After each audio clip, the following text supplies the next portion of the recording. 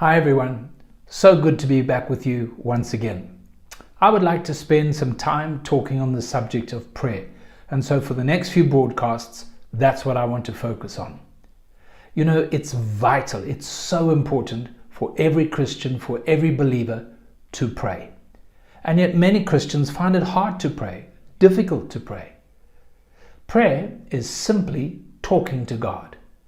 It's you expressing your heart, your concerns, anxieties, your plans, your purposes, those things that worry you, those things that take up your life and your mind and thinking, your troubles, whatever it is. That's what prayer is all about, talking to God. He is your heavenly Father. He wants to hear the voice of you, his son, his daughter. I'm often reminded of God in the book of Genesis, who would walk in the cool of the day and he would meet with Adam and Eve and they would talk, they would commune, they would have fellowship, they would share. It must have been an incredible experience. That's what prayer is all about. It's not complicated. There's no principles, there's no steps. It's simply you coming to the Lord and sharing your heart with him.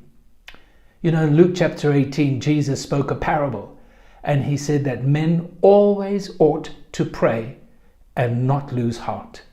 One version says, not grow faint.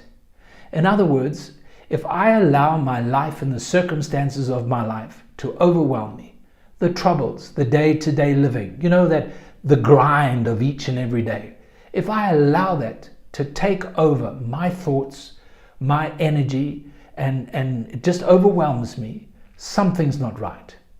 We need to pray. All these things, they weigh us down. They can trouble us. They sap us of energy and of life. Prayer is coming to God. Before discouragement, we need to pray. Before any worry settle in, we need to pray. It's our first port of call.